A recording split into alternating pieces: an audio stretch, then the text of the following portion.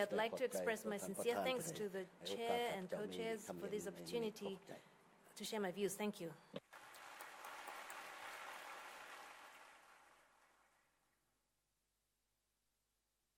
Partnerships. Thank you, Prime Minister Tonglun. Please now let's welcome Vice President U. Henry Van Teo of the Republic of Union of Myanmar.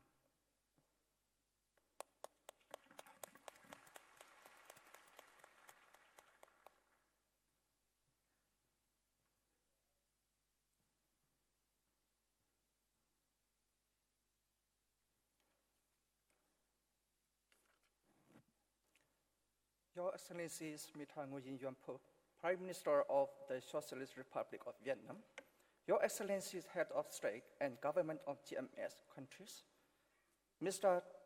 Takehiko Nagao, President of the Asian Development Bank, World Bank Group Managing Director, ASEAN Secretary General, distinguished delegates, invited guests, ladies and gentlemen. First of all, I would like to apologize for inconveniences due to my late arrival. Thank you for your understanding and accommodating us. Let me begin by expressing my sincere thanks to both the Socialist Republic of Vietnam for graciously hosting today's GMS Business Summit, and also to the Asian Development Bank for your continued support to the Greater Mekong Sub-Region Business Council and many other related GMS initiatives. We have gathered today to discuss potential new drivers of economic growth and the steps that we, as GMS countries, must take collectively and individually to cultivate and sustain these new growth drivers within our region. In my great personal honor to have been given this opportunity to exchange views on this very timely topic with all of you. Your Excellencies, ladies and gentlemen, it has been noted that some countries within our region have, in the past, relied solely upon low-cost labor and the exploitation of natural resources to achieve high economic growth. However, as the size, as complexity of our economies have expanded and as per capita incomes have increased, the limitation of such model of growth have become apparent to all. Low-cost labor and environment exploitation are no longer considered competitive advantages. Indeed, one may even say that a growth model centered around these two factors alone could be considered a liability. Therefore, it is now time to reconsider these growth models, and it is now time to embrace new drivers of sustainable economic growth, appropriate to a 21st century world, and appropriate to the GMS region. In embracing new drivers of growth, we learned that the accumulation of labor and capital alone is insufficient for maintaining growth over a longer term. Indeed, it is increasingly evident today, both theoretically and empirically, that technology advancement underpinned by high quality physical and human capital will be the main driver of long-term economic development.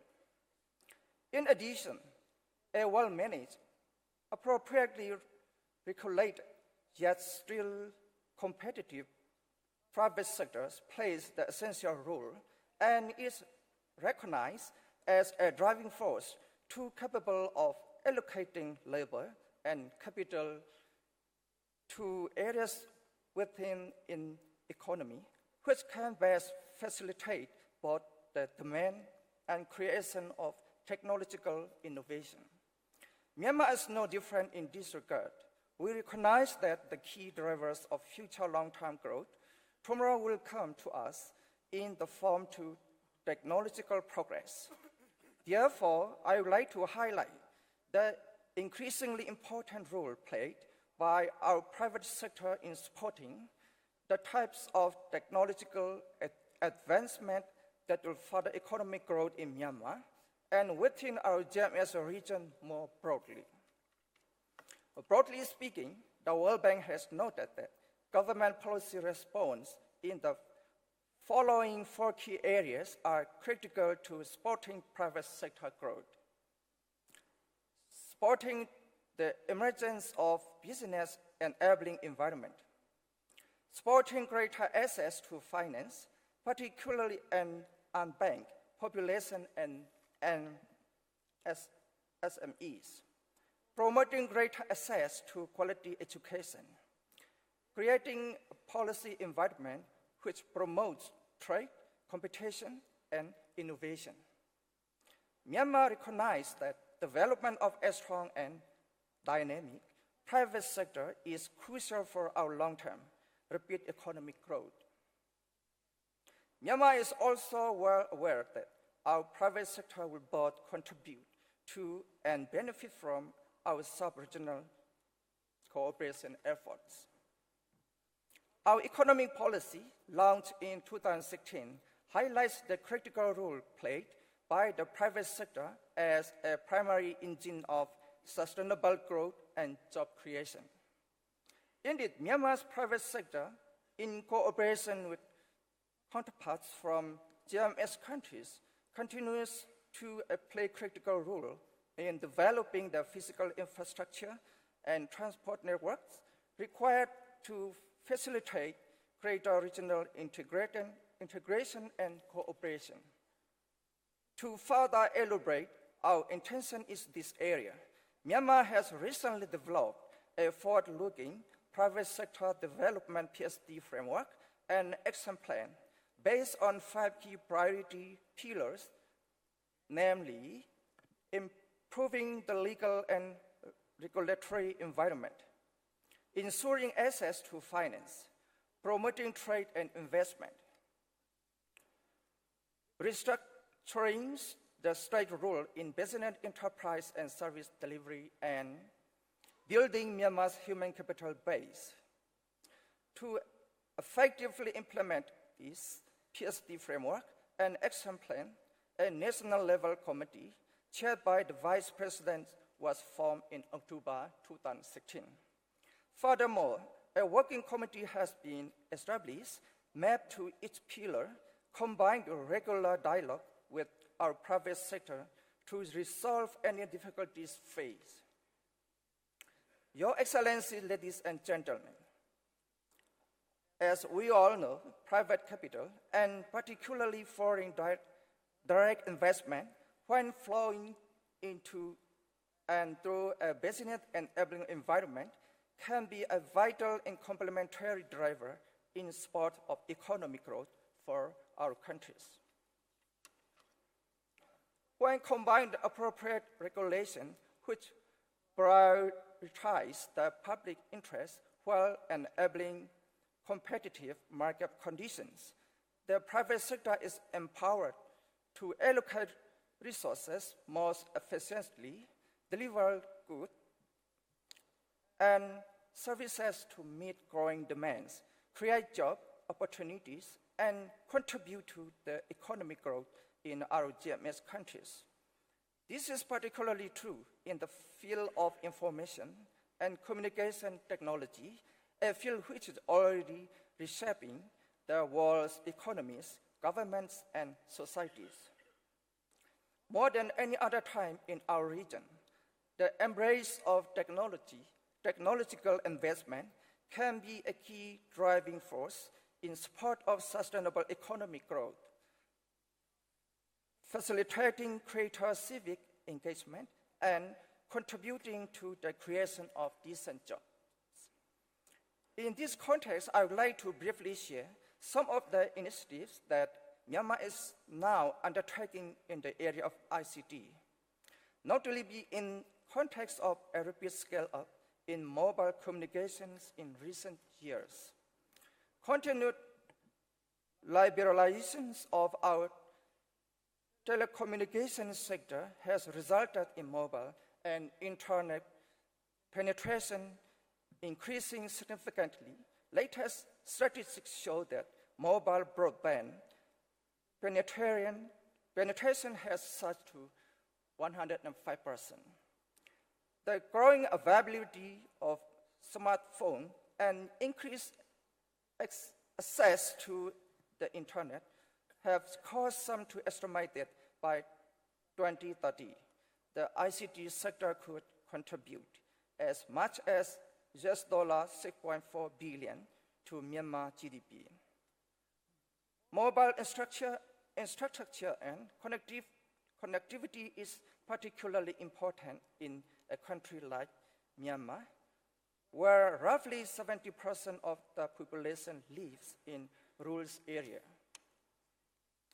Technological leapfrogging in countries such as Myanmar has the potential to create new markets for various products and services, both physical and digital.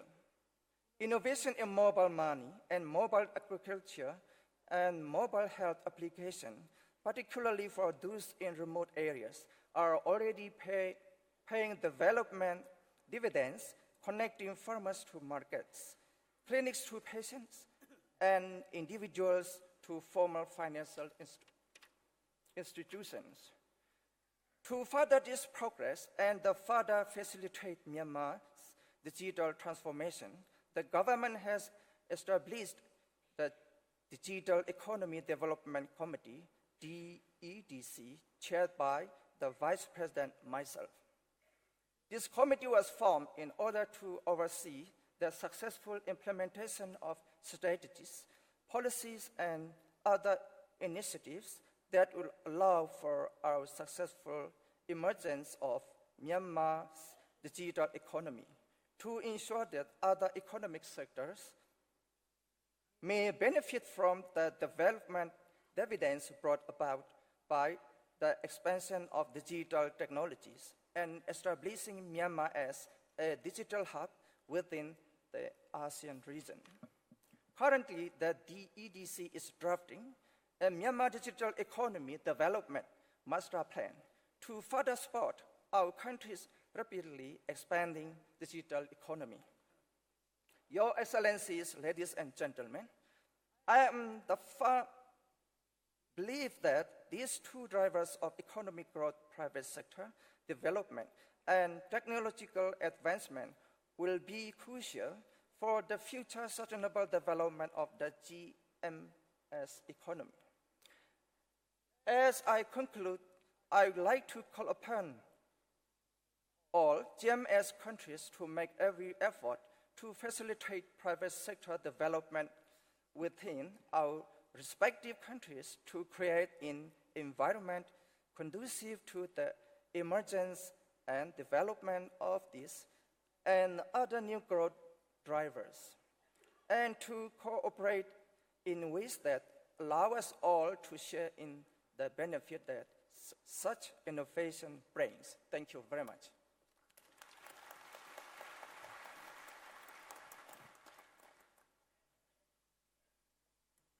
Sustainable growth. Thank you, Vice President Teo.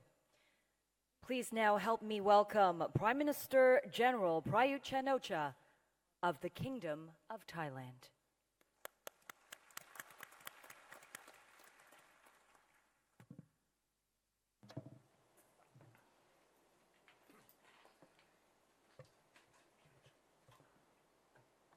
ท่านผู้นำกลุ่มประเทศลุ่มแม่น้ำโขงท่านมุขมนตรีหวังอี้ท่านประธานธนาคารพัฒนาเอเชียท่านผู้บริการธนาคารโลกเลขาธิการอาเซียนผู้นำภาคธุรกิจและแขกผู้เกียรติทุกท่านในนามของรัฐบาลแห่งราชอาณาจักรไทยและประชาชนไทยรู้สึกเป็นเกียรติอย่างยิ่งนะครับที่ได้มีโอกาสเข้าร่วมการประชุมสุดยอดผู้นำทางเศรษฐกิจในครั้งนี้ซึ่งถือเป็นการประชุมคู่ขนานที่มีความสำคัญกับการประชุมสุดยอดของผู้นำใช้งานความร่วมมือทางเศรษฐกิจในอนุภูมิภาคลุ่มน้ำโขงทั้ง6ประเทศครั้งที่6แล้วก็มีความดีนะครับที่ได้มีโอกาสมาร่วมงานประชุมในครั้งนี้ที่จัดขึ้นณกรุงฮานอยซึ่งเป็นเมืองที่สะท้อนให้เห็นการเจริญเติบโตในทุกด้านแบบก้าวกระโดดของประเทศเวียดนามเชื่อว่าพวกเราทุกคนทราบถึงบริบทของการพัฒนาของโลกที่มีการเปลี่ยนแปลงอย่างรวดเร็วการค้นหาปัจจัยขับเคลื่อนใหม่ๆที่จะส่งผลต่อการเจริญเติบโตทางเศรษฐกิจโดยไม่พึ่งพาแรงงานราคาถูกและไม่ทำลายทรัพยากรธรรมชาติสิ่งแวดล้อมก็จะถือเป็นกุญแจสำคัญสู่ความสำเร็จในอนาคตของประเทศในอนุภูมิภาคลุ่มแม่น้ำโขงผมเห็นว่าปัจจัยหนึ่งที่จะสร้างพลังขับเคลื่อนใหม่ให้กับพวกเราก็คือนวัตกรรมและเทคโนโลยีดิจิทัลนะครับภาครัฐและเอกชนต้องร่วมมือกันสร้างสรรค์พลังใหม่นี้ด้วยการพัฒนาทรัพยากรมนุษย์ให้สอดรับกับยุคดิจิทัลเพื่อปรับโครงสร้างสู่เศรษฐกิจที่ขับเคลื่อนด้วยนวัตกรรม And we ร need วม to ทั้ง develop human การสนับสนุน resources สตาร์ทอัพ that และผู้ประกอบ can การใหม่ serve and ๆ ให้ work สา in มารถ the ปรับ new ใช้เทคโนโล digital ยี age. We และน need วัต to กรรมสีเขียว reform and อีก restructure ทั้ง our ต้อ economy งสนับส to นุน be พาณิชย์ driven อิเล็ by กทรอนิกส์ข้ามพรม innovation. แดน We need to ซึ่งจะช่วยให้ support startups ไมโคร and SME ของพวกเรา new สามารถจะเข้าถึง entrepreneurs ตลาด that ทุน can utilize และ green ตลาดการค้า technology โลก and ได้ง่ายขึ้น innovation. We need to รัฐ support บาลไทยกำลังส่ง cross-border เสริมเรื่องเหล่านี้ e-commerce so that ภาย our ใต้นโยบายประเทศ SMEs ไทย can 4.0 have access to นอกจากนี้ประเท capital ศไทย market and ยัง the มีโครง world การ market EEC easily. ซึ่งเป็นการพัฒ The นาพื้นที่ government ชาย is ฝั่งทะเล promoting ตะวันอ all อก these drivers ให้เป็น on ฐานรอง our รับอุ front ตสาหกรรม under ใหม่ the Thailand ที่เน้นการใช้เทคโนโลยีนวัตกรรม 4.0 และความคิด policy. สร้าง We are สรรค์ developing the Eastern ด้วยความมุ่ง Economic มั่นให้เป็นพื้นที่ Corridor ที่มีศักยภาพ project และสมรรถนะสูง in order to เพื่อ develop จะรองรับ high การลงทุน capacity จาก and นักลงทุนทั่วโลก promising potential อย่างไรก็ area ตาม to accommodate การที่เราจะสร้าง investment พ from ลังขับเคลื่อน around ใหม่ the ให้กับอ world. นุภูมิภาคได้ And เรา in จะต้อง order มีการ to ทำงานร่วม drive กัน growth เรา within ต้อง this เชื่อมโยงโครง sub-region, we สร้าง have พื้ to นฐาน work together. We have to เชื่อมโยง link กฎระเบียบ our basic เพื่อให้ฐานการผลิต infrastructure และตลาด and ของประเทศต่างๆ harmonize ใน our ภูมิภาค rules and เชื่อม regulations โยงกันอย่าง in อย่าง order เป็นระบบ to เป็นหนึ่งเดียวกัน integrate our และร่วม markets กัน and ขยายความเชื่อมโยง productions จาก to be GMS one. ไปอา And เซียน then we can เอ link เชีย up และโลก from ASEAN to ไทยความสัมพันธ์กับ GMS ความ to ร่วมมือใน ASEAN รูปแบบ and ประ Asia ชา and the รัฐ world.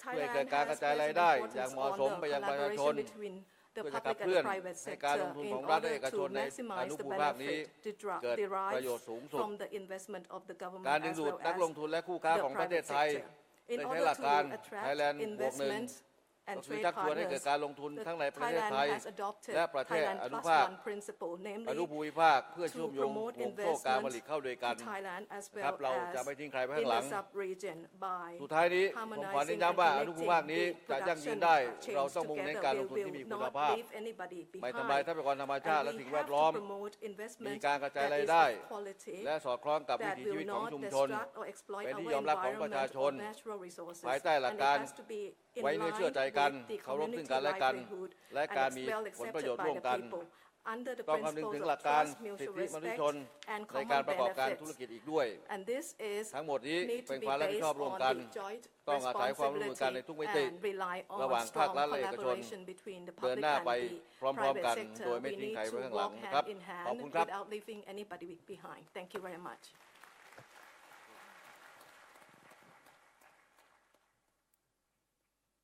Collaboration. Thank you, Prime Minister General Prayut. Now please help me welcome Takahiko Nakao, ADB President.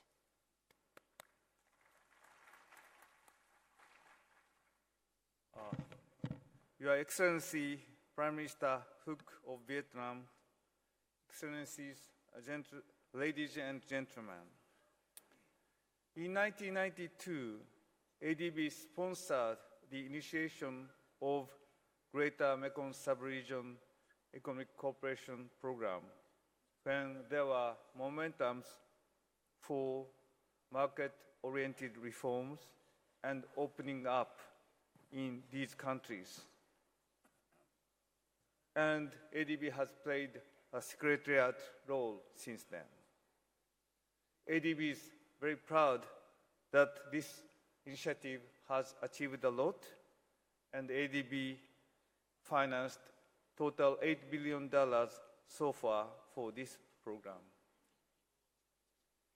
In the last 25 years, the Greater Mekong Sub-Region countries have made a tremendous progress in terms of growth and poverty reduction, other social developments, with the impressive gains in connectivity, competitiveness, and community. Recently, newly emerging digital technologies are becoming strong drivers of growth for this sub-region. For example, the greater use of telecommunication technologies has made it easier for goods and services to be traded across borders. Increased automation is changing the way production is structured. And the use of artificial intelligence and machine learning is radically transforming the way people work. While these new digital technologies can present challenges and we need appropriate policy reactions, technologies has the strong potential to improve the lives of the people. One way is in helping to improve access to basic mobile banking and social services. And in Vietnam, the use of technology-driven credit analysis is being used to promote financial inclusion for small and medium-sized enterprises. In addition, the digitalization of civil registration system is able to improve identification for a full range of public service programs, including social protection. For countries in the Greater Mekong sub-region to fully reap the benefits of new technologies, cooperation would be more important than ever. Greater cooperation and integration among countries gives businesses access to larger markets and leads to improved efficiency. It also allows employers to get skilled workers from a larger talent pool and creates opportunity for sharing good ideas.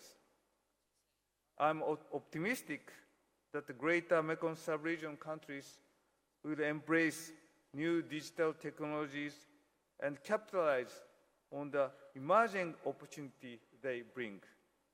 And ADB is committed to continued strong support to GMS countries and help promote private sector involvement for the strong and sustainable development in the region. Thank you very much.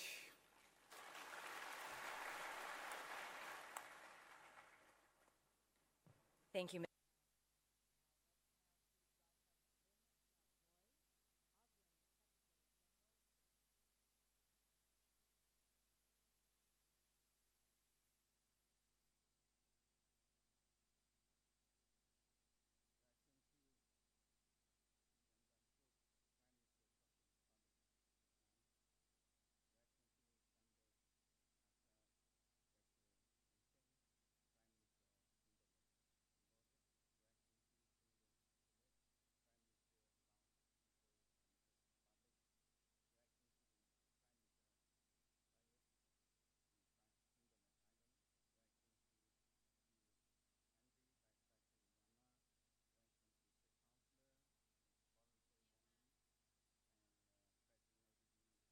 Managing Director of World Bank, ladies and gentlemen, I would like to thank the Prime Minister. I would like to congratulate Vietnam for organizing Business Summit, and I'm pleased to be here this evening. The theme of this session, new driver of economic growth, is timely and appropriate given the economic challenges facing Asia today, including ASEAN. We all know ASEAN is one of the most dynamic regions in the world today. According to the projection, ASEAN as a region will be the fourth largest economy in 2050. This rapid growth is expected to rise the region's standard of living, disposable income across social classes. By 2030, the region consuming class will double to 163 million households, thus creating more opportunity for investment by both the public and private sector. Yet low productivity remains a key challenge in most ASEAN countries. This means also the economic growth in the country may also fall, along with the growth of workers' income and standard of living. Thus, to maintain economic growth, many ASEAN countries need to speed up productivity as an important factor in their driver. But how to speed up productivity improvement? There are three critical areas.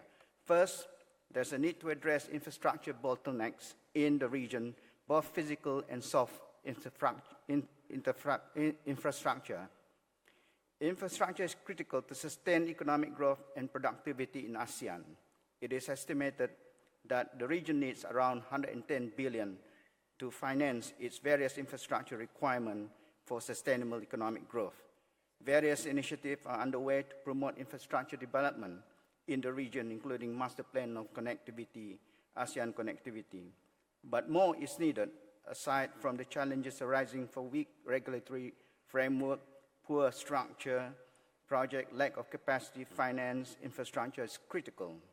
While the public finances remain important, private sector can be tapped as alternative sources for financing infrastructure development. Modalities such as private and public partnership can be further strengthened, while other innovative financing mechanisms using spillover revenue to support infrastructure investment by the private sector can be explored. One critical type infrastructure is ICT. Broadband network is deemed essential infrastructure for digital economy, followed by ICT tools and activity. Although ASEAN member states are at different levels of readiness for digital economy, digital technology continues to spread rapidly due to its part, the important role of the mobile technologies. These have been rapidly increased in the use of mobile telecommunication and internet in ASEAN. As government liberalized telecommunication services and increased investment in technological infrastructure, the challenge is to provide access to all parts of the country, especially the remote area, and to small firms at affordable costs. Second, there is a need to leverage on the power of technology, digital economy. While ASEAN continues to benefit from digital transformation, understanding the digital economy remains a challenge because of its complexity. Digitalization that through building upon existing technologies such as artificial intelligence, robotic, and biotechnology is evolving at an exponential speed that will fundamentally impact various disciplines and industry. It is set to transform the way we live, work, interact, and do business.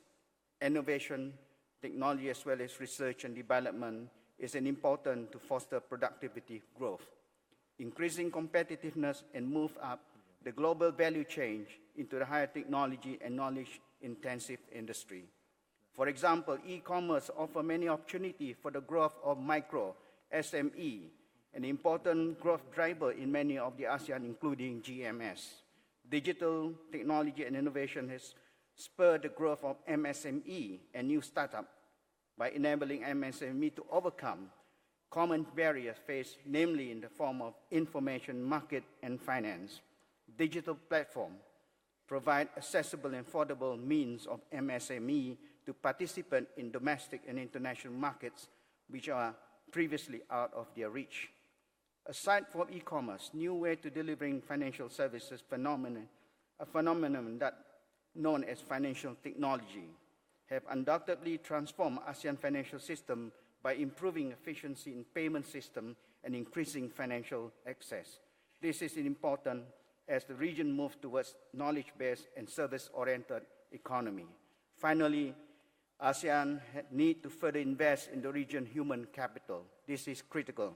Human capital has always been an important asset to firms and countries. But equally important is the ability of human capital to learn new skills and adapt the changing environment. Some of the major challenges facing rapid technological changes are redundancy of industrial and unskilled labor and the lack of skill related to digital technology. As such, education, training system need to evolve and foster flexibility and adaptability to help people to adjust to the changing skill and demand. In closing, let me just emphasize the importance of addressing productivity improvement in ASEAN.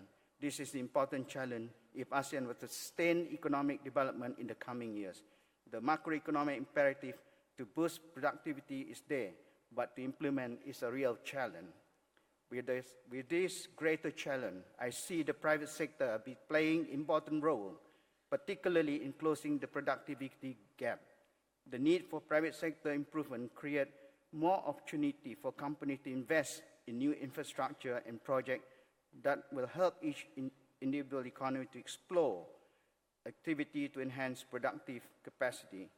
We also need the private sector to help countries engage more with digital economy and its benefit. I think production automation, process efficiency solution, human capital development are some of the areas where the private sector can play an important role in promoting the region economic development. In my view, closing the productivity gap in ASEAN will make the region more competitive as ASEAN integration continue to bring down trade barrier and support capital, goods, and labor movement within the region. Thank you.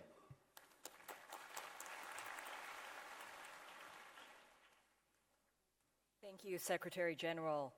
And for his opening remarks, let's welcome Joaquim Levy, the World Bank Managing Director and World Bank Group Chief Financial Officer.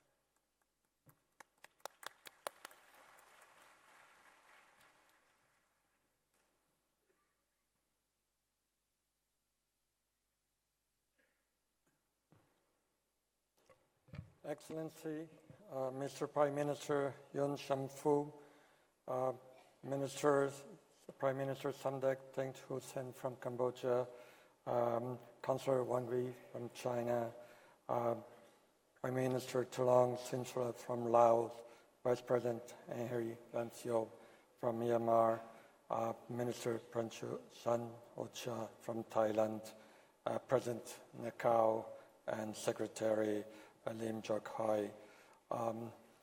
It's a pleasure to be here. Xin chào, ladies and gentlemen. And let me first thank you for the hospitality of Prime Minister Yoon Sam-fu and the encouraging words about the increased role for the private sector and the stimulus for the business from the private sector. Our focus, of course, is on the new drivers for economic growth. We have good news about the global economy, where the global growth is edging up to 3.1% in 2018. And we see, even in advanced economies, growth above 2%, while in emerging markets, growth is around 4.5%. In the GMS region, we see both in 2018 and in the years to come, growth slightly above 6%, with a great implication in reducing poverty in the whole region. Naturally, there are uncertainties and risks, and we, in the good moments, we have to keep the prudent macroeconomic policies to continue to integrate, to take full advantage of all opportunities, and also focus on human capital, and especially lifting up the poor. Looking ahead, I see three mega trends that have been mentioned by some of the other speakers today. The first one being technological change, with all the impact in every sector, and in particular in manufacturing. I think these changes can have a dramatic impact in GMS, and the question is how to adapt to this new environment. And for instance, if you think in terms of logistics, connectivity, what about the possibility of having in place standards and border monitoring and communication grids that are really more integrated, so we take advantage of the efficiency brought by the new technological possibilities. A second trend is, of course, demographic change. And the question is, how can the GMS address the aging challenges by increasing the productivity of the future, a smaller labor force, and provide social protection for the aged? A third very important megatrend is, of course, climate change. And this is particularly important for the poor because, for instance, rural people, which comprise almost 2/3 of the population in GMS, are particularly vulnerable to climate change due to their dependency on rain-fed agriculture and other climate-sensitive natural resources. One key challenge is how to manage floods and droughts, as well as rising sea level and the rate of depletion of some natural resources, including forestry and fisheries. In view of these mega trends, I think we should focus in three drivers. One, of course, is infrastructure. The second is the continuing trade integration. And the third is human development, especially its skills, and it's starting from the earliest age to avoid stunting. Let me talk first about infrastructure. We know the importance of this for growth today and the future, and I would say that the GMS regional investment framework for roads, rails, ports, and energy trade is really impressive. But we know that infrastructure goes beyond building climate-friendly assets to fill these gaps or developing new financial mechanisms. Equally important to those other activities is to ensure the regulatory harmonization, the interoperability, and data sharing for countries to extract most benefits from infrastructure. In the World Bank Group, World Bank, IFC, IDA, MIGA, we are your partners in this comprehensive approach with knowledge, financing, and also tools such as disaster insurance and risk transfers. I think that in particular we could see enormous potential of growth if you facilitate trade within the region, reducing, for instance, all the transport regulations that we have today, some of the insurance requirements, the paperwork, and all these things that make cross-border trade and transport is still burdensome. I think with the technological changes that we have, the scope to simplify, to get information ahead of say, trucks getting to the border is enormous, and I'm sure that the business community see that as a great possibility to increase efficiency for the whole region. Of course, trade will continue to be important. If you think about the region, it exceeds $1 trillion annually, and it's fundamental to create jobs in all sectors of the economy. So I think trade integration and facilitation, including within the region, will be crucial in coming years. And in this sense, we, of course, welcome all the decline in tariffs that you have seen, but non-tariffs measures are increasingly important, and you'll be actually quite positive if you had, for instance, a portal that would have all the regulations so that you have a high level of transparency in this sector too. Finally, a couple of words about human capital. We all are conscious about its importance, especially with the changes of digitalization.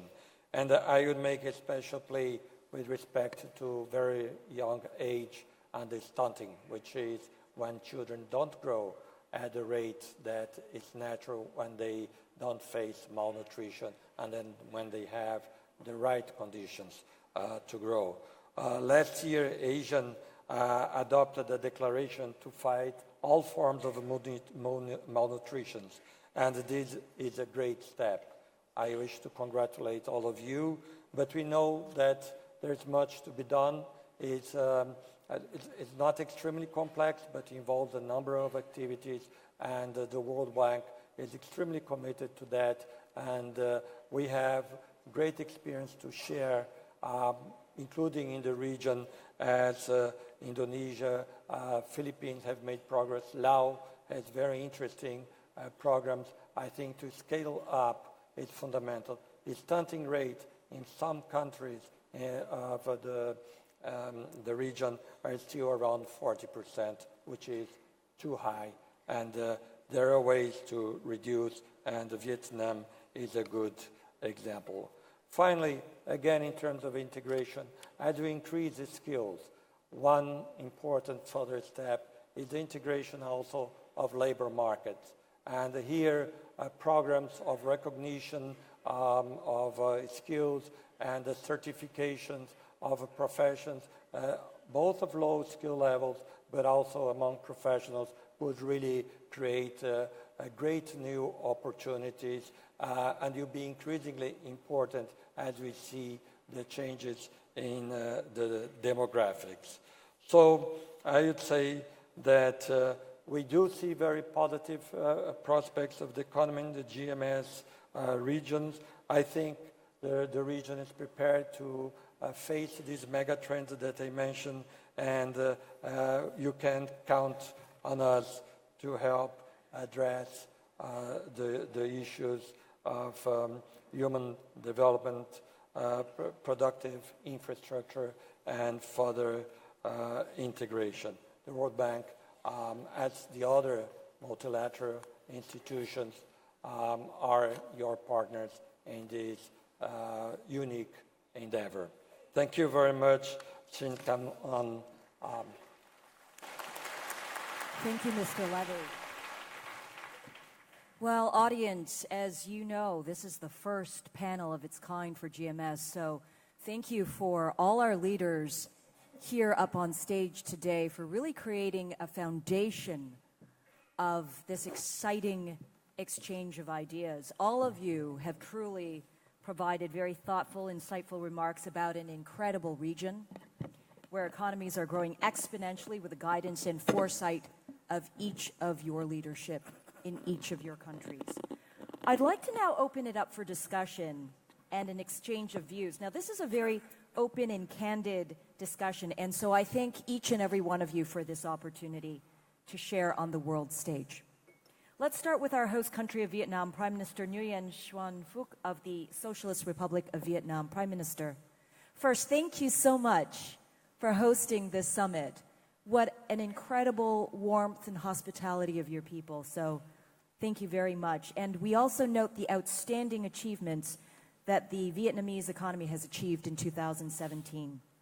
My question to you is this: as the government of Vietnam implements policies to further promote economic development, could you please explain what the government of Vietnam will do to help the Vietnamese and GMS business community thrive in the new global economy landscape?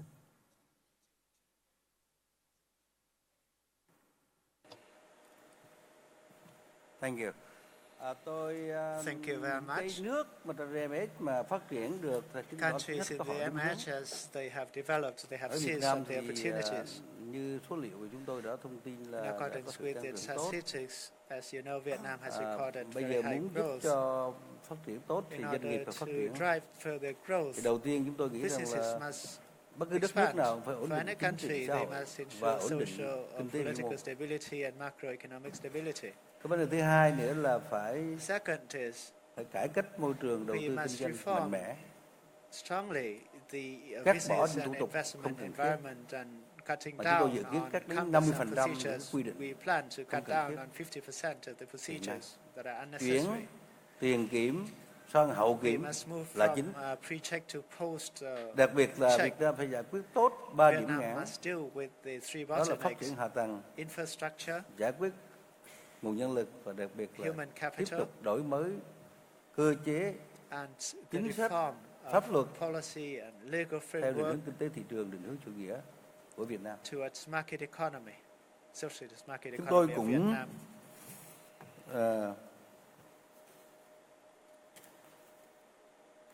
Phải tiếp tục We will có cái also press cái ahead lắng nghe thêm ý kiến của doanh nghiệp with để mà dialogues, especially with the hoàn thiện business những cái community, chính sách in ở địa order phương, to ở complete đất nước the một cách tốt hơn policy nữa within the ở national thông quốc level tế. and local Và level. đi liền với đó tức là đẩy mạnh hội nhập This quốc will tế. be coupled by the Chúng tôi tham gia enhancement các of hiệp định international integration. We will như tôi đã thông tin như enhance là our CPTPP, participation RCEP và in 12 hiệp định thương mại tự do CPTPP, khác. RCEP, and Và như 12 vậy một cái other không gian phát FTAs. triển rất lớn We của have doanh nghiệp, của các doanh nghiệp vast Việt Nam và các doanh development nghiệp quốc space tế for trong Vietnamese quốc tế and khác đầu tư international ở Việt Nam. businesses to do Tôi nghĩ những business cải and cách như invest bước in đầu như vậy Vietnam. sẽ tạo nên một cái môi trường tốt, With that, tạo we một sự can yên tâm create lớn enabling cho các nhà environment đầu tư and trong nước và quốc credibility tế khi and làm ăn ở Việt Nam. confidence for business community. Thank you. That's important to the audience, the business community, and we understand that the 6th GMS summit that takes place tomorrow, regional leaders here are going to be discussing important issues on how to build an integrated, sustainable, and prosperous GMS region. I'm curious, Prime Minister Phuc, how do you see the direction of GMS cooperation to achieve this sustainable development goal? Bền vững thì chúng tôi nghĩ có 3 cái trụ cột quan trọng. Well, I Một think there là are three pillars for bền vững về kinh sustainability. tế, Economic tức là cái hài hòa sustainability của nhà nước và should người be dân a và doanh harmony nghiệp phải tốt hơn. Người ta làm ở đây phải có lợi. among the businesses, Nhưng the mà state, and the people. phải có The một cái chiến lược businesses, phát triển they tốt need để phát profit, triển trong dài and we hạn need khi a làm ăn ở good Việt Nam. strategy. And Và the thứ hai nữa businesses là need a bền good vững về strategy môi trường. to do business in Vietnam in the long run. Tại khu vực những cái cơ And chế hợp tác second phải được đẩy mạnh. pillar is the Nhưng mà environment vấn đề sustainability. môi trường Well, I think tốt cho người dân và cho xã hội good vẫn được đẩy mạnh. environment Và for the bởi people cái and for the và cái businesses is bền vững critical. thứ ba là bền vững về văn hóa Third xã hội is cultural and social đối với đất nước sustainability. để mà làm sao It's very instrumental con người for sống hài development hòa, of a country thân thiện, hòa so bình, that people hiểu can biết live in harmony, và get on tạo nên một cuộc sống well tốt with trong each other, toàn xã hội. Đó là cái mong mỏi create a harmony sau khi throughout phát the triển, society. chứ không phải chỉ đơn That thuần is mặt our kinh tế. Tôi expectation. mong rằng là We do cái not chủ only trương của Việt pursue Nam economic sẽ development, thúc đẩy also những phát triển bền vững sustainability này in those và three cũng là cái pillars. điều kiện tốt để thúc đẩy các doanh nghiệp làm ăn And that lâu dài ở will Việt be Nam. an environment Bền conducive vững. for foreign investors, for their presence in Vietnam in the long run. Thank you so much for that, Prime Minister. My next question goes to Prime Minister Samdech Techo Hun Sen of the Kingdom of Cambodia. It's been an incredible growth story for Cambodia. You've attained the lower middle income status after 2 decades of rapid and stable economic growth. Can you share with us the experience and lessons of Cambodia in achieving such economic growth? And what is the role of regional economic cooperation and integration, including Cambodia's participation in the GMS, as part of your success story?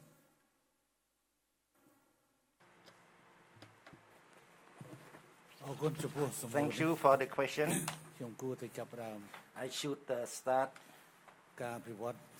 the development of a country cannot be separated, first of all, of peace. Cambodia lost many opportunities, and maybe Vietnam, Laos, also the country that lost many opportunities. Therefore, our experience here is starting from the opportunity that we receive peace and security. That is the road that we start social economic development. That is important point, which is not only the past that will happen, but the future. It is not just for Cambodia, but for any country. Try its best to maintain peace and security. That is the condition that is necessary. Now look at Syria and other countries that have war. Whether they can develop their country, that is the point that one has to see. In the regional framework, we have to do that. We must have harmonization between the countries of the region. The second point, it's the point of my experience in the management, which is the longest serving the Prime Minister to the region. So far, I've been the Prime Minister for more than 33 years already. Our concrete goal is to set how to set the economic development goal. I am managing the economy in 3 forms. During the last 33 years as a Prime Minister, or 39 years, those who participate in the government. First is that we start with bare hand. The people is 100% poor. Then we have to implement the blended economy. But successively, we have to implement the reform, moving toward market economy. But we cannot just go straight from planned economy to free market economy. We must have to mix planned economy and planned economy, free market curve.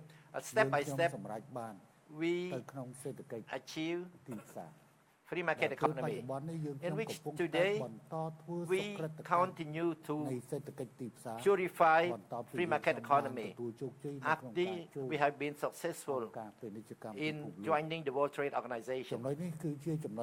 That's the point. You have to set your concrete goal. Our experience, what the other big states have been doing, it has not been profitable. It's always incurred a loss. So private sectors that play an important role here. The state is a strategy. The strategist is the one who manages it. But the state should not operate it.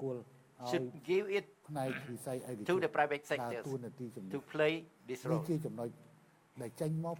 It's like it comes from the economic management. The third point is that we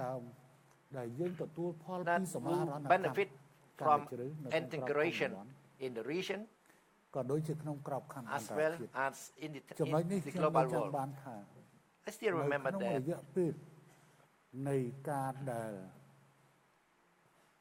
in 1998, I announced the triangle strategy, in which the first angle is to pacification of within the country, and the second angle is to integrate Cambodia quickly into the international community.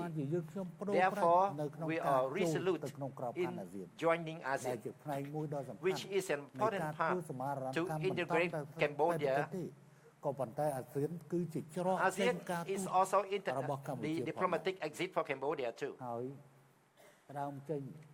And starting from the second point of quickly integrating Cambodia into the region and in the world, we can use the favorable condition inside the country and internationally to promote social economic development and poverty reduction. For GMS, maybe one knows that Cambodia has played a crucial role in starting the first step of the GMS, the first GMS summit in 2002. From the GMS inception in 2002, there was no meeting, the summit meeting yet. But at the time Cambodia hosted the ASEAN summit, we also have been working with ADB in order to initiate in Phnom Penh the first summit of GMS. So I'm very grateful to all the partners that agree to my request with the president of World Bank during that time in order to start the GMS summit. And today, the meeting today is the achievement of the concerted effort of the country of the region. So thank you. 25 years later, here we are. My next question goes to State Councilor and Minister of Foreign Affairs Wang Yi of the People's Republic of China. State Councilor Wang, we heard about reform and how important it was, and we see that with the Belt and Road Initiative. It's made rapid progress in the past 5 years. It's become an increasingly open and inclusive platform for international cooperation and global public goods. My question is, though, what opportunities does the Belt and Road Initiative bring to the countries in this sub-region? And especially for our audience, the business sector, how will it benefit from Belt and Road initiatives?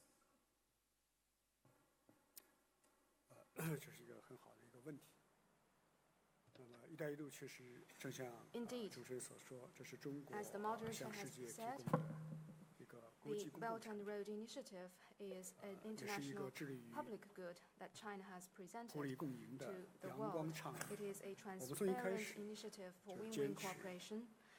From the very beginning, it follows the golden rules of extensive consultation, shared contribution for joint contribution for shared benefits. And therefore, under such principle, the Belt and Road Cooperation aims to be equal-footed, open and beneficial to all. The GMS countries in history have been important or the places for where the maritime and land Silk Roads meet each other. Today, the GMS countries are well positioned to become most important cooperation partners for the Belt and Road Initiative. In fact, the 5 GMS countries have all signed cooperation agreements with China on Belt and Road cooperation, and all the 5 countries were represented in the Belt and Road Forum for International Cooperation China hosted in Beijing last year. Therefore, the GMS countries are indeed important participants in the Belt and Road Cooperation. They are also the primary beneficiaries from this endeavor. As for the business community in GMS countries, I would say that the Belt and Road Initiative will bring to your own development more opportunities. What I mean is, with policy coordination, for example, there will be more relaxed or favorable business environment at the macro level, with connectivity networks. The business people and entrepreneurs can enjoy greater convenience in doing the business. And of course, the Belt and Road Initiative also involves many financing and investment platforms. And these platforms will help gather more financial support to commercial projects. Therefore, my point is, the Belt and Road Cooperation will bring opportunities to GMS countries and their business community here. As a matter of fact, in China, we have started preparations for the second Belt and Road Forum for International Cooperation, which will be held next year. We will, at an early date, establish a liaison office. Any interested country or interested business leader could get in touch with this liaison office. And we will also broadly invite people with vision to be members of an advisory committee for Belt and Road Cooperation. In this way, we do want to have views and suggestions from various sides to make a success of the Belt and Road Initiative, so that it can be of the biggest scale and most welcomed platform for international cooperation. Thank you. It truly feels like Belt and Road Initiative is part of this opening up, which in 2018, it is the 40th anniversary of China's reform and opening up. This is an incredible endeavor that the world has seen. It's only accelerated. And the development of China has been incredible. Now, it's also contributed to the regional and global economic growth. But as China works on the upcoming process of opening up on all fronts, what measures will China take, and what positive impact do you think it will have on the development of the sub-region?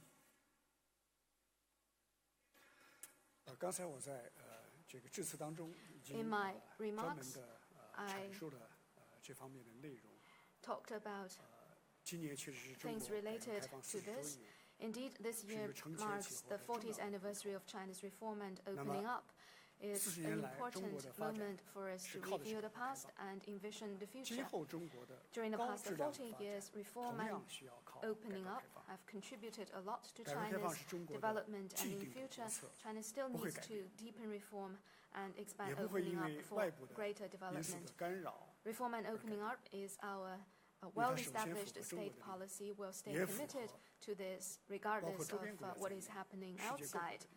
And this process is good for China. It's also good for the sub-regional countries and the outside world. As I mentioned, the BRI, this initiative is a typical example of China's efforts to promote reform and opening up.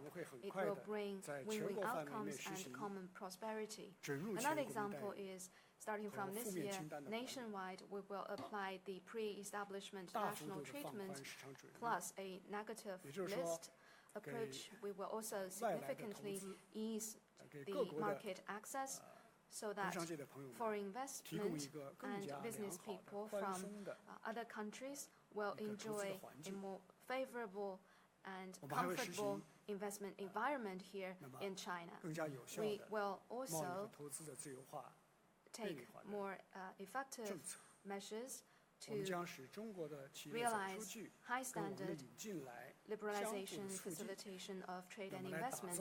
We will give equal emphasis to reining in and going global, and we will make new ground in opening China further through links running eastward and westward and across land and overseas.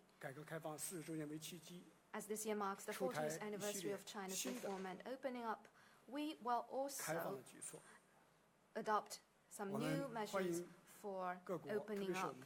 We welcome all countries, especially countries in our neighborhood, especially GMS countries, to share the development opportunities that China can present to you.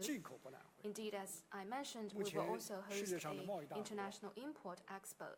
Of all major trading nations in the world, China is the first one to host such an imports expo. It shows China's readiness to open up its market to the world. Of course, if there might be someone who wants to pursue trade protectionism, they have the freedom to do so, but trade protectionism means they themselves are closing their doors of coming to China, and this approach will only harm their own interests, and time will prove this, facts will prove this. Thank you. Your comments underscore strategic planning, and I'm curious, from Prime Minister Thongloun Sisoulith of the Lao People's Democratic Republic, I'd like to ask you specifically about integrated connectivity, because you talked about this, the combination of infrastructure, power, and road. How does Lao People's Democratic Republic facilitate this integrated connectivity?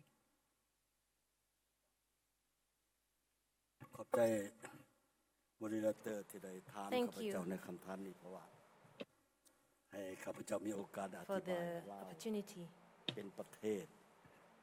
for me to share my views. Laos is the only country in ASEAN that is landlocked. We don't have direct access to ocean. We don't have railways.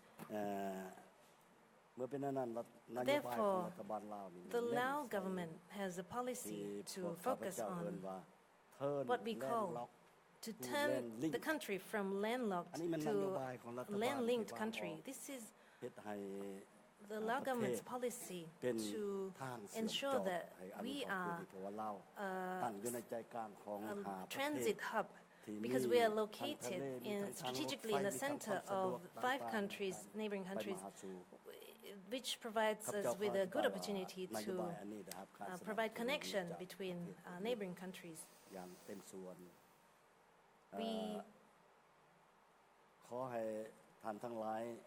I'd like to assure all of you that Laos today is not a country without railways anymore, because China supports Laos in railway construction project starting from recently, and it will, by 2021, we will have railways ready for people to use. It'll be the first railway with a total length of 414 kilometers running through from China to Laos. This is an implementation of the Belt and Road Initiative initiated by China, which Laos is benefiting from this initiative.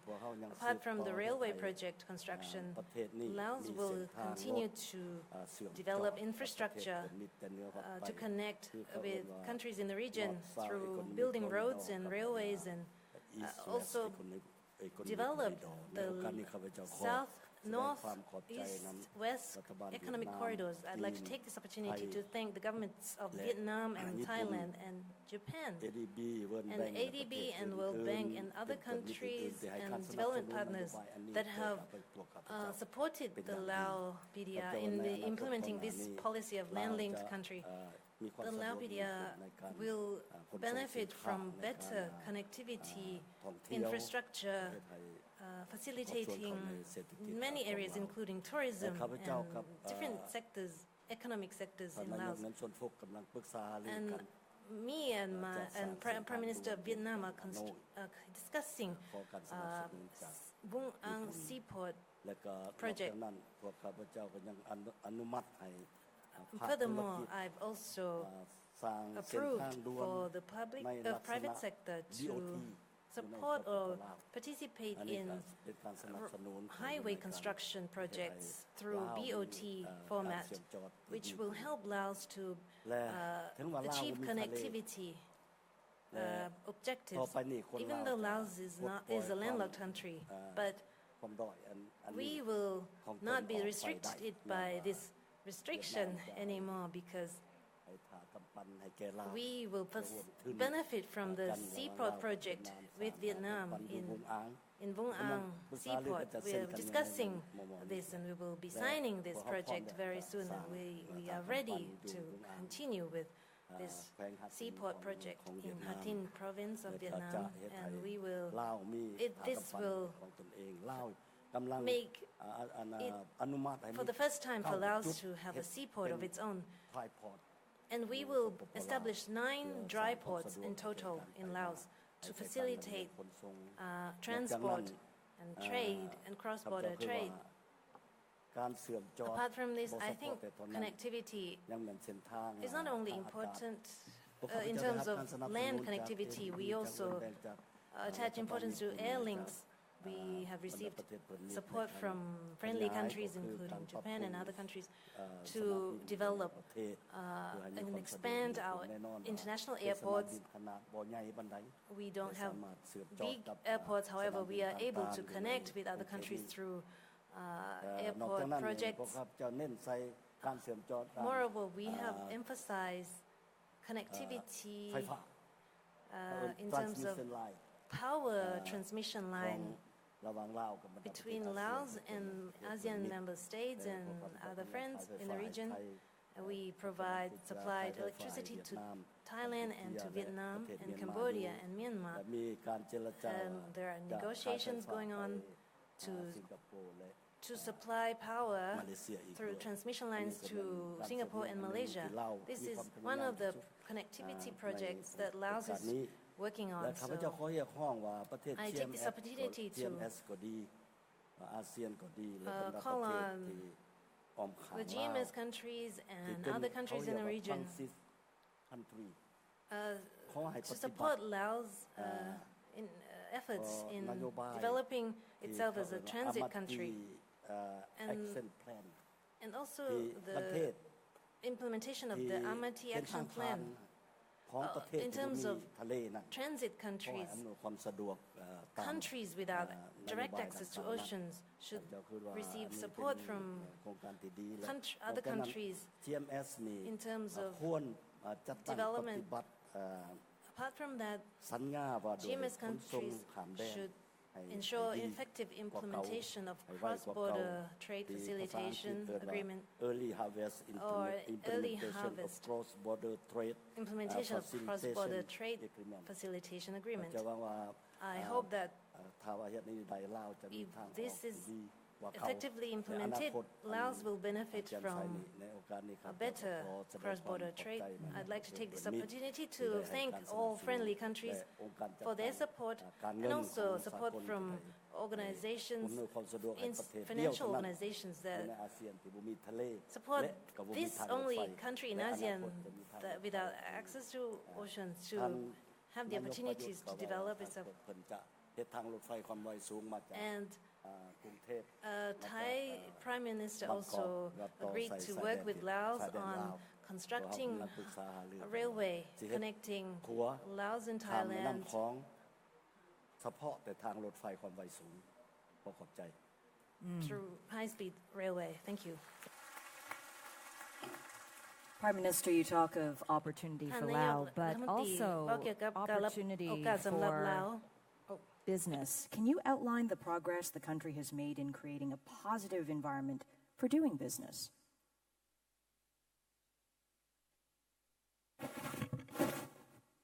ก็ระยะที่ผ่านมาก็เป็นน่าเสียดายลาวอยู่ใน Over the past years, สร้างความสะดวกให้แก่การ Laos has ranked very poorly in terms of facilitating doing business in Laos between ranks of 30 to 140 in terms of ease of doing business, which is very poor. So next month will mark the second year of my term, my role as Prime Minister in office. We stress the importance of improvement of legislations to ease, facilitate business operation in Laos, to attract investment in Laos. I have signed an order to make sure that all line ministries ensure that we have seamless process for business application, licensing, and government approval, so that we reduce the time frame for obtaining approval for business application. And we also support the single window or one-stop service in terms of obtaining business approval. So we are confident that by 2018, our ranking in the ease of doing business will not be so poor anymore. So we can reduce the rank from two-digit level. Thank you. Thank you, Prime Minister Chang Lin. It is about these opportunities, isn't it? And my question to Vice President Yu Henry Van Teo of the Republic of Union of Myanmar is this. Mr. Vice President, how best can the GMS countries integrate these new drivers of economic growth that we're all talking about here on stage, while developing and implementing respective national level plans, strategies, and activities? And I also wonder, what is Myanmar doing to ensure that new growth initiatives are aligned with and supportive of global and regional level commitments? Thank you, Mr. Internet. To ensure the future success of GMS countries, I think it is crucial to ensure that our respective national level plans and strategies are designed in ways that support our global and regional level commitments and efforts. Please let me elaborate on this point a little further. Despite Myanmar's engagement with the GMS Economic Cooperation Program, since its inception in 1992, in many respects, it is only recently Myanmar has begun to fully integrate vital initiatives such as the 2022 Regional Investment Framework into our long-term development planning architecture. Similarly, it is only recently that our economy has become truly open, supported by our new Myanmar investment law and assisted by continuous reforms. Focus on supporting a stronger business enabling environment.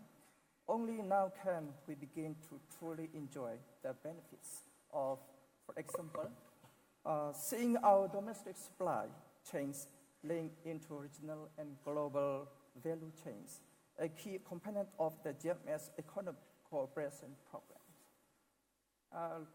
Likewise, despite being a a beneficiary of significant international and regional development finance. Our government revenues remain the largest source of finance for the country. We have therefore committed to continuing efforts to strengthen our tax collection systems and broaden our tax base in order to secure more stable and sustainable domestic revenue streams. At the same time, foreign direct investment to Myanmar continues to grow, both in scope and size, as we expand beyond the historic focus and extractive and energy. We warmly welcome new investors. To further support this diversification, we are committed to improving our business enabling environment and ensuring microeconomic stability. To further provide these and many other strategic initiatives, I am pleased to take this opportunity to inform you that Myanmar has begun drafting a new Myanmar Sustainable Development Plan. Our MSDP will give coherence to the policies of institutions necessary to achieve genuine, inclusive, and transformational economic growth while helping to further support implementation of various regional commitments which Myanmar has entered into as part of GMS strategic framework, the ASEAN Economic Community, and many others. This strategic document will soon be followed by a new Myanmar public investment program, a list of prioritized national development projects and programs to be implemented in full considerations of initiatives such as the Regional Investment Framework 2022. These are all areas vital to supporting Myanmar continued development and at the same will help us to better honor our regional and global commitments. In many respects, the two cannot be separated. I believe that these national level effort initiatives, such as the drafting of the MSDP and the development of our public investment program will ensure that we can more closely harmonize our national development efforts with our regional GMS commitments. And in doing so, better harness the new drivers of economic growth we've been discussing today.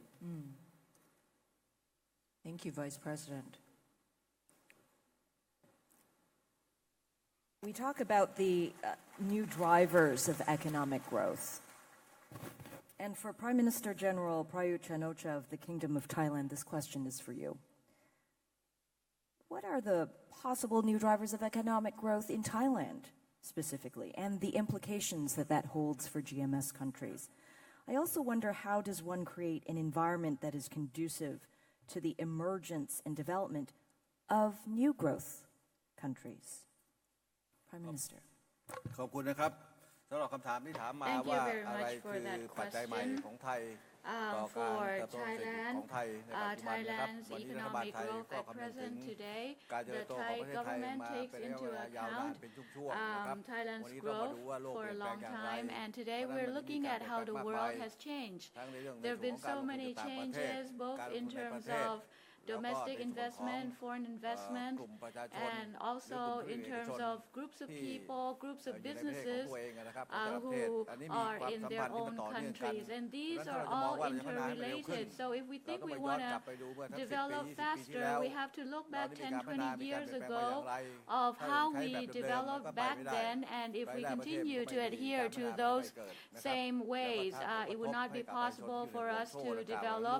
And then this will create an effect effect on our people because the people in our country are mostly farmers, and the farm produce price has gone down. So therefore, this creates a problem in making investments. It creates conflicts between the government and the people. So we have to both foster new economy and also strengthen the farmers in order to prevent any conflict between the two. The Thai government has laid out policy for developing the country's economy, taking the economy up to the middle income top level, and we are using the Thailand 4.0 policy as the important part of our economic growth, and we're providing opportunity for our neighboring countries as well. The Thailand 4.0 policy is an economic model that will create value for goods and services and will be driven by innovation and will produce more quality people in terms of STEM, science, technology, engineering, mathematics, and foreign languages as well. And so this will improve the value chain for Thailand and also for the sub-region for us to have seamless connection, both in physical terms and also in terms of rules and regulations. So we talked about technology, and Thailand is now supporting innovation in the business sectors where we have the potentials. We have to look at ourselves and see where our potential lies, like in agriculture, food, energy, healthcare, tourism, and services.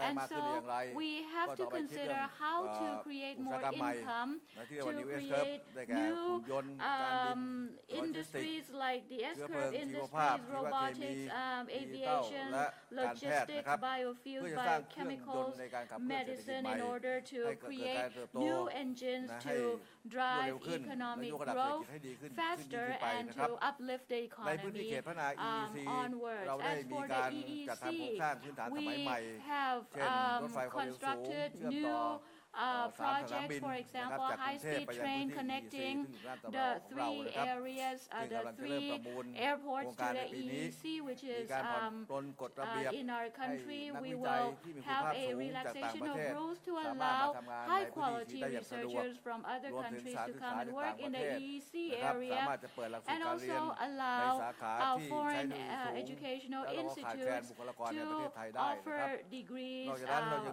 in technology in Thailand. And apart from that, we will also have the EECI project and the EECD project, which will accommodate businesses in research and development, and also develop our personnel in ICT and e-commerce. And this will draw people, technology, innovation, creativity into the country.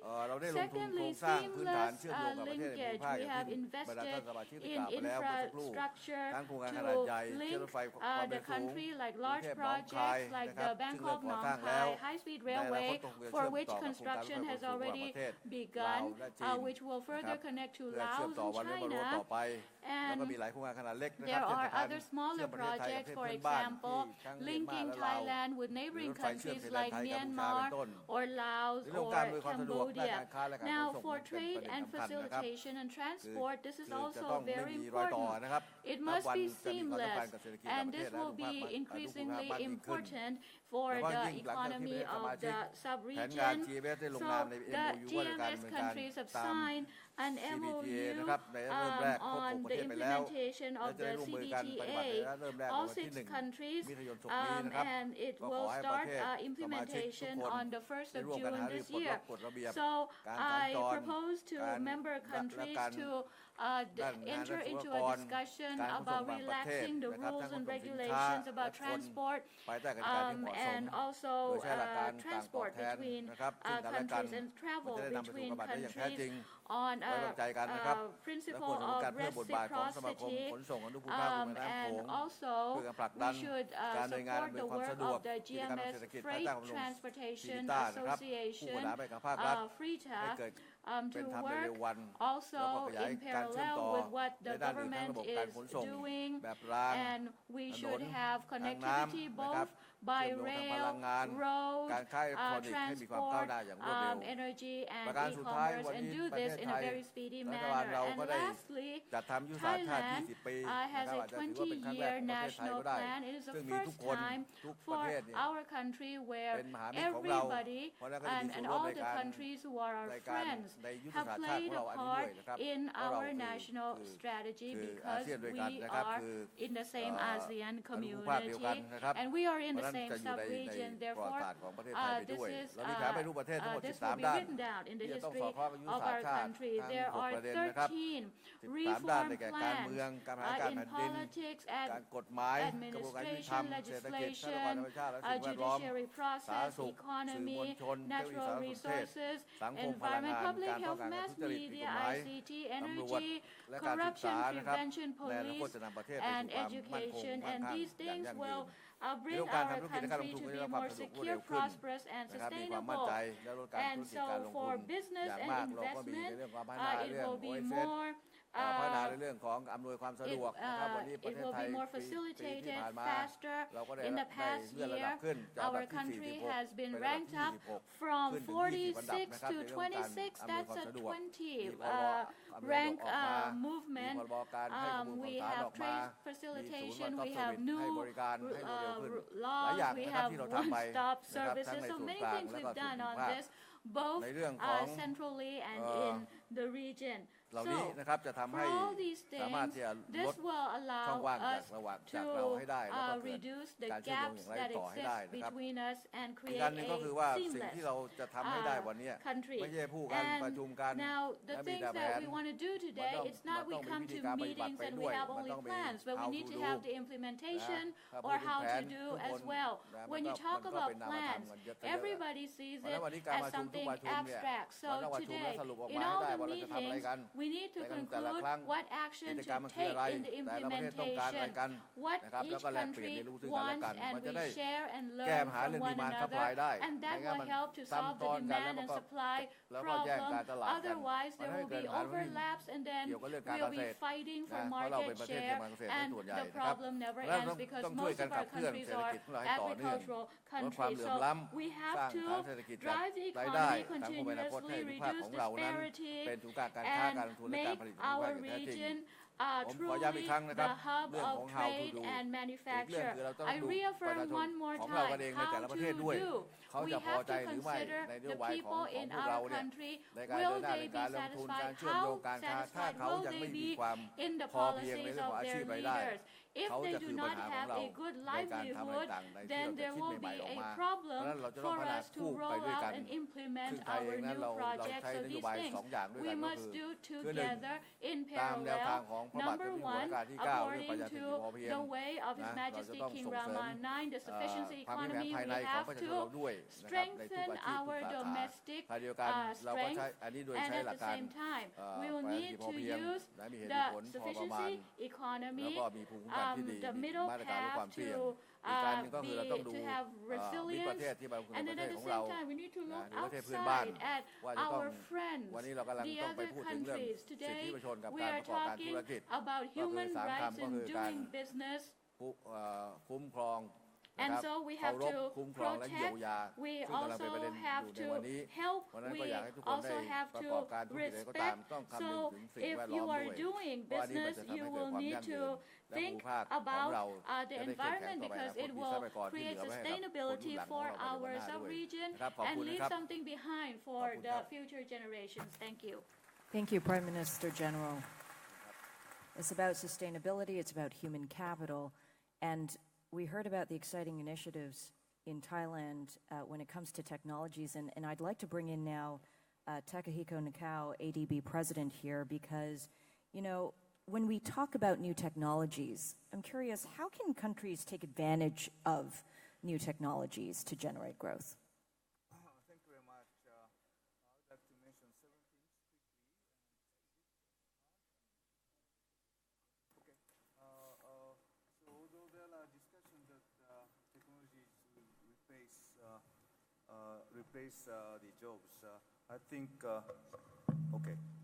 So although there are discussions that technologies will replace jobs, I think there are more jobs coming because of new needs and new industries and so on. And I think GMS countries can benefit from it. But there are 7 things we must keep in mind. One is access and affordability of new technologies, and we need to develop more infrastructure over powers, transport, and broadband, internet connections, and so on.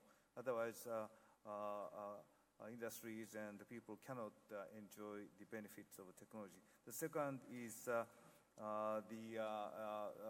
educations, and especially based on the fundamental skills. And unless people are adapted to the new changes, and in the future there will be new technologies. So people should have ability to adapt their kind of skills to the new development of technology. So education should be lifelong.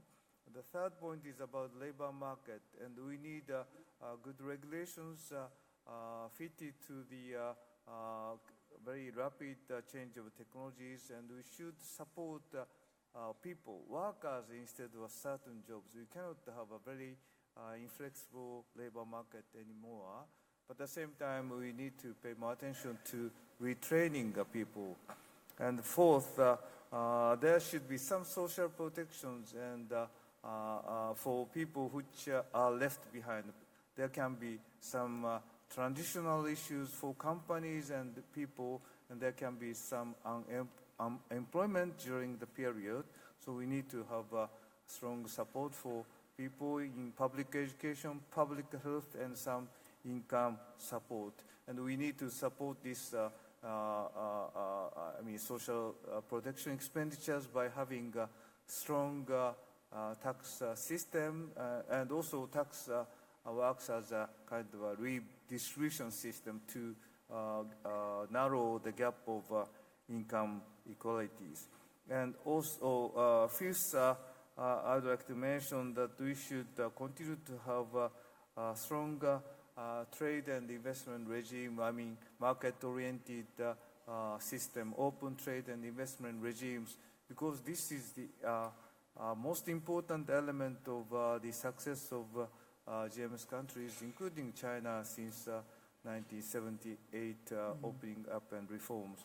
And six, we still need to keep attention to the privacy and data issues of consumers, and we should have a certain new regulations about the consumer protection, data protection, and privacy, and also what kind of anti-trust policies we can have for platform companies. And seventh, finally, it's very important to keep a friendly environment, as Prime Minister Hun Sen mentioned.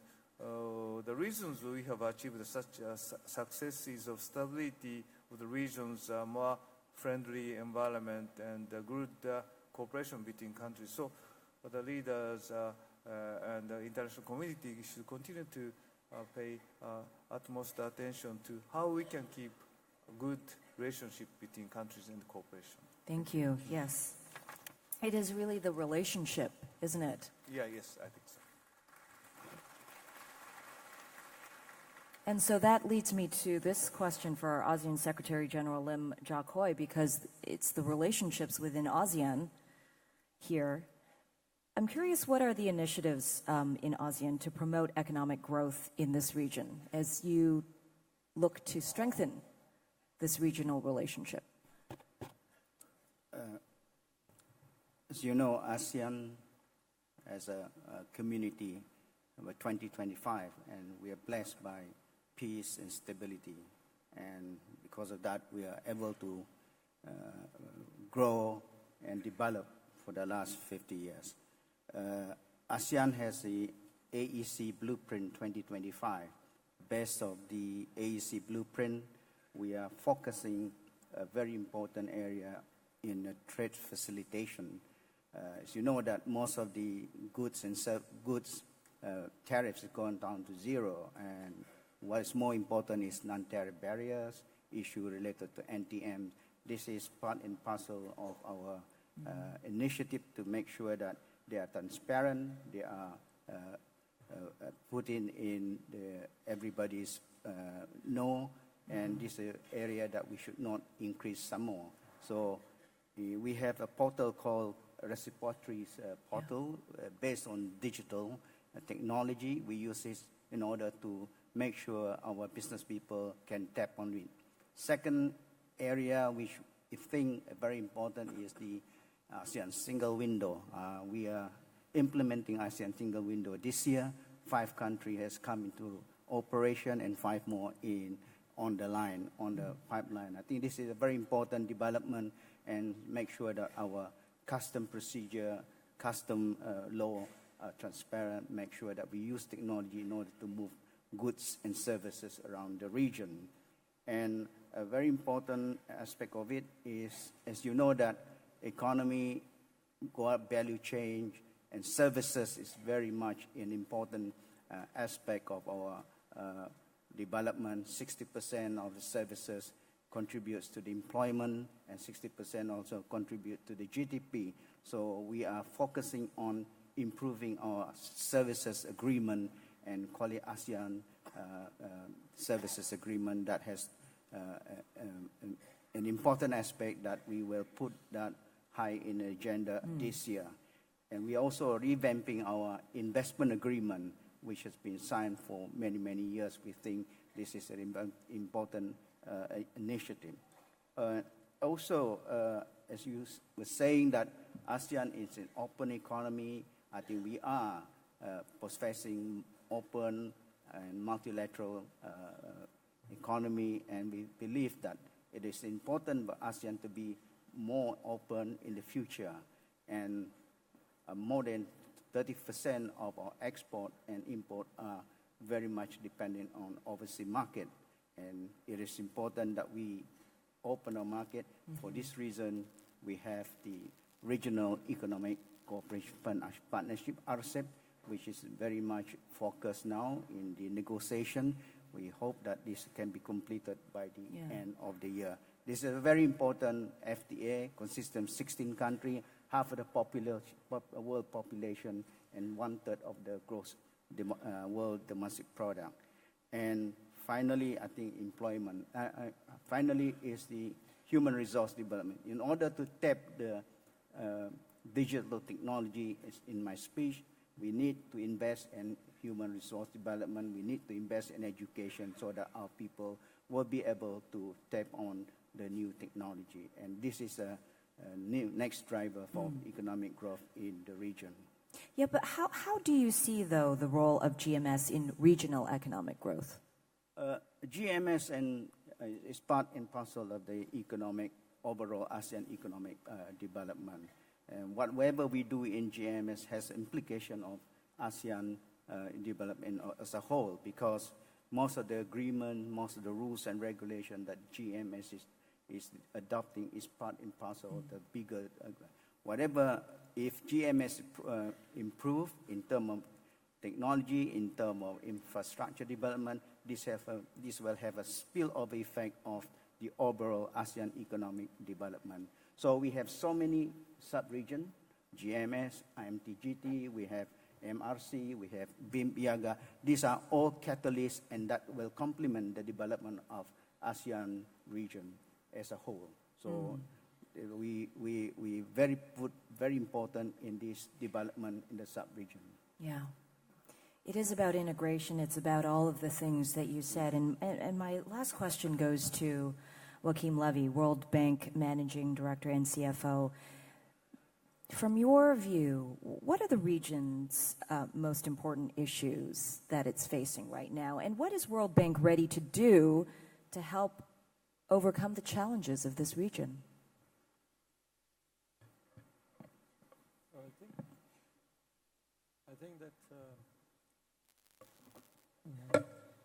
I think that the most important thing is, as others have mentioned, the human capital. More and more, this will be important.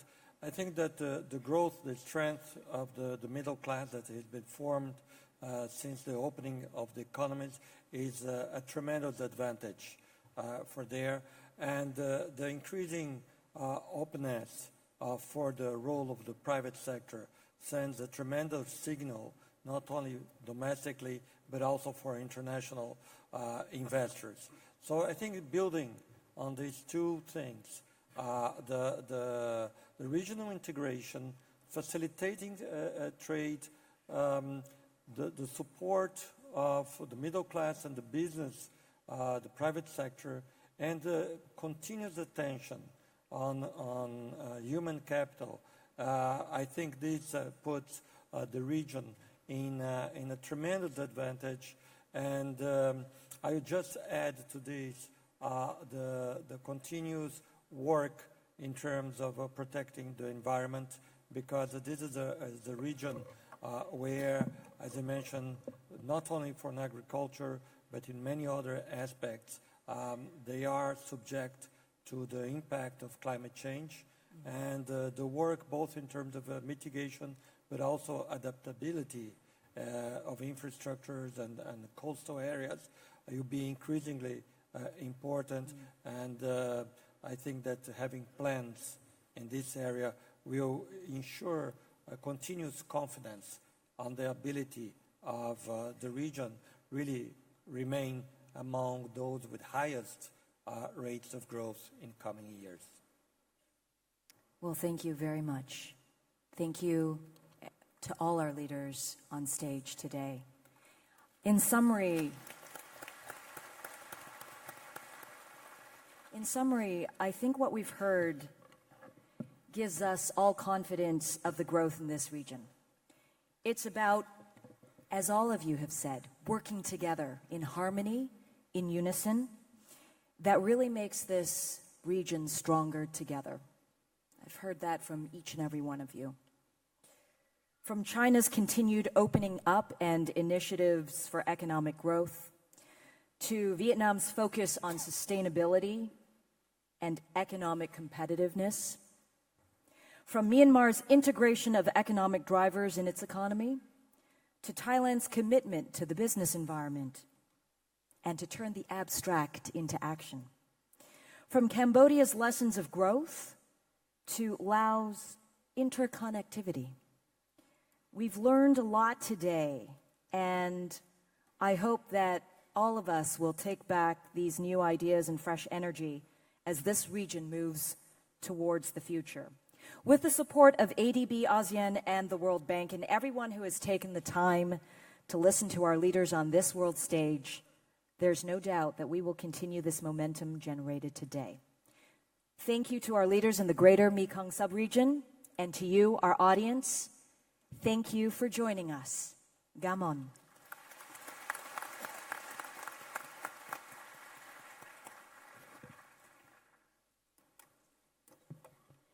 Phiên đối thoại chính sách cao cấp Diễn đàn Thượng đỉnh Doanh nghiệp đến đây là kết thúc. Xin trân trọng cảm ơn lãnh đạo các quốc gia GMS và các tổ chức quốc tế đã tham dự và trao đổi tại phiên họp. Xin đề nghị các vị đại biểu, các vị khách quý nán lại phòng họp, chờ các lãnh đạo cấp cao rời phòng. Sau đó, xin kính mời quý vị đại biểu tham dự tiệc chiêu đãi của Thủ tướng Chính phủ.